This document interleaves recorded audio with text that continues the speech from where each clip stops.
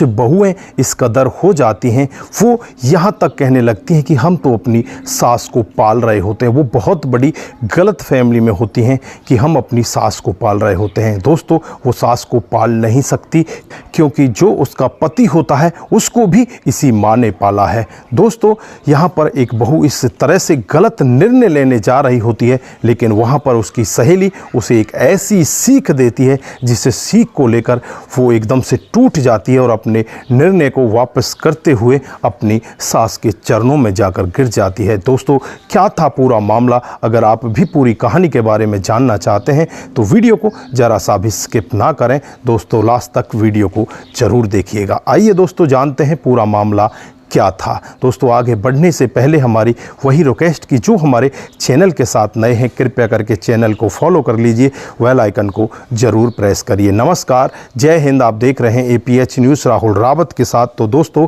आज की जो कहानी आपको बताने जा रहा हूँ, एक बूढ़ी औरत जिसका नाम सुरभा होता है, उसका एक इकलौता बेटा होता है। काफ़ी दिन पहले इसके पति की मौत हो जाती है। अपने बेटे को पाल पोस कर ये बड़ा करती है और बेटा अब बड़ा हो जाता है, नौकरी में लग जाता है। अब बेटे के लिए एक अच्छी सी सुशील सी बहू ढूंढने में लग जाती है। पड़ोस के ही गांव से एक लड़की देख ली जाती है जिसका नाम पलक होता है। उसके साथ इसके बेटे रवि की शादी कर दी जाती है। दोस्तों, शादी के बाद ये बड़े अच्छे से, बड़े प्यारपूर्वक तीनों अपने घर परिवार में रहने लगते हैं। जो बहू होती है वो भी सास की बहुत अच्छे से आदर किया करती, उसके साथ में अच्छे से रहा करती। घर परिवार बड़े अच्छे से चलने लगता है। एक दिन का वाक़या होता है जब रवि और पलक रात को पार्टी के लिए जा रहे होते हैं, तो जहाँ पर जो सुरभा होती है वो कहने लगती है कि बेटा वापस जल्द आ जाना, 10 बजे से ज़्यादा तुम लेट मत होना। दोस्तों, जब इस तरह का वाक्य बहू सुनती है तो मन ही मन वो बहुत ज़्यादा दुखी होने लगती है। वो सोचने लगती है कि इसने तो हमें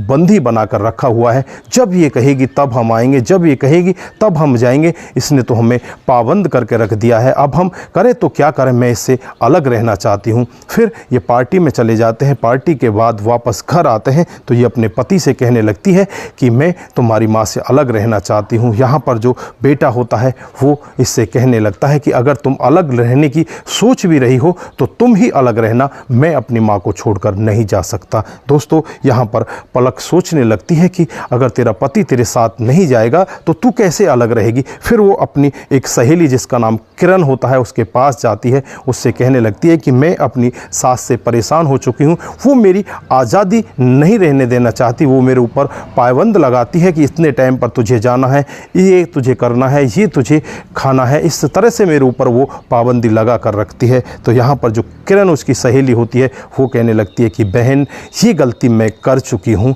और ये गलती तू मत दोहराना, क्योंकि मैं तुझे अपनी अपबीती बताती हूँ। मैं भी तेरी तरह ही इसी तरह से अपनी सास से अलग होना चाहती थी और एक दिन मैंने गुस्से में आकर अपनी सास से लड़ाई कर ली और मैं अपनी सास से अलग हो गई। आज मुझे पता चल रहा है कि जॉइंट फैमिली का कितना बड़ा फ़ायदा होता है। आज मुझे खुद ही अपने बिजली का बिल भरना होता है, खुद ही कपड़ों को धुलवाने के लिए देकर आना पड़ता है, बच्चों को खुद तैयार करना होता है, हर तरह के कामकाज मुझे खुद करने होते हैं।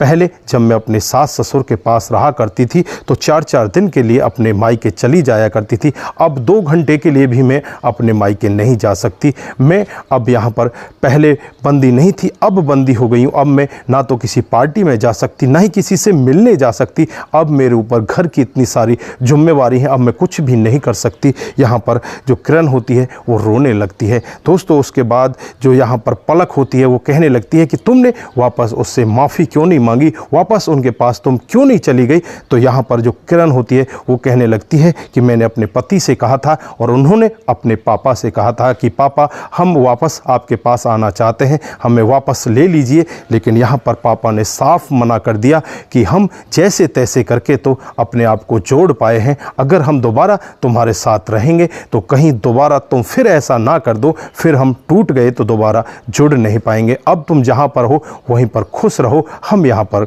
खुश हैं। इस तरह से हमें मना कर दिया। तो यहाँ पर जो पलक होती है एकदम से उसके दिमाग में बैठने लगता है कि तू तो बहुत ही गलत कदम उठाने जा रही थी, तू यहाँ पर किरण की तरह ही परेशान हो जाती, ये अब किसी पार्टी में नहीं जाती, तू पार्टी में तो जाती है तेरे घर परिवार की देखरेख करने के लिए। तेरी माँ घर पर बैठी हुई है, जो सासू माँ है वो घर पर देखरेख करती है, बिजली का बिल वो भर देती, इधर उधर के छोटे मोटे काम है वो सारे कुछ वहीं पर कर देती, तेरे घर की रखवाली वो करती है।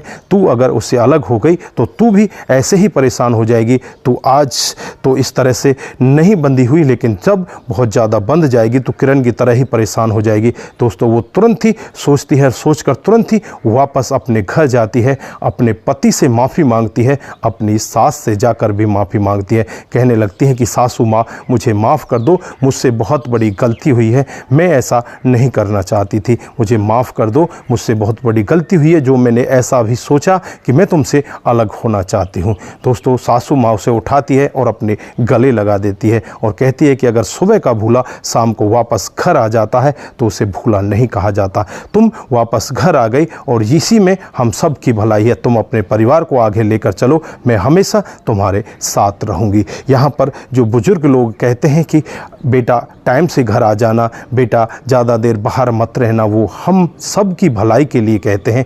ऐसा नहीं कि वो लोग हमारी बुराई के लिए कहते हैं, क्योंकि वो लोग यहाँ से गुजर चुके होते हैं, उन्हें पता होता है कि ज़्यादा बाहर रहना खतरे से खाली नहीं होता, ज़्यादातर बाहर के लोगों के साथ मिलना जुलना कितना बड़ा नुकसानदायक हो सकता है। दोस्तों हमारे बुजुर्ग हमेशा हमारे लिए फ़ायदे की बात सोचते हैं, लेकिन हम लोग ही यहाँ पर कुछ ऐसा सोच जाते हैं जिसकी वजह से हमें यहाँ पर बहुत बड़ी हानि उठानी पड़ती है और हम अपने बुजुर्गों से अलग हो जाते हैं। दोस्तों कुछ लोग अपने बड़े बुजुर्गों को अनाथ आश्रम में भी छोड़कर आ जाते हैं, वो ये तक ध्यान नहीं रखते कि बुढ़ापा तुम्हारा भी आना है, एक दिन तुम भी इसी स्टेज पर आओगे और जब तुम्हारे बच्चे भी तुम्हें इसी तरह से वृद्धाश्रम में छोड़कर आएंगे तो तुम्हारे ऊपर कैसी गुजरेगी, तुम्हारा कैसा हाल होगा। तो दोस्तों अपने बुजुर्गों को, अपने बड़े बूढ़ों को समय रहते ही उनके साथ प्यार से रहिए, उनके साथ मिलजुल कर रहिए। अगर कोई ऊंच नीच बात भी हो जाती है तो उसे घर के अंदर ही संभालें, बाहर उसे ना निकलने दें और इस तरह से अपने रिश्तों को कभी भी खराब ना करें। बड़े बुजुर्ग हमारे लिए हमेशा ही आशीर्वाद के रूप में रहते हैं, वो हमेशा हमारी भलाई के बारे में सोचते हैं। तो दोस्तों ये थी आज की हकीकत की कहानी। आप लोगों को कैसी लगी? अगर आपको जरा सी भी प्रभावित करती है तो दोस्तों के साथ ज़रूर शेयर करके जाएं। दोस्तों आज के लिए बस इतना ही, फिर मिलते हैं किसी नए मोड के साथ। तब तक के लिए आप अपना ख्याल रखें, परिवार का ख्याल रखें, सतर्क रहें, सावधान रहें और अपने रिश्तों की अहमियत को ज़रूर समझें। नमस्कार, जय हिंद,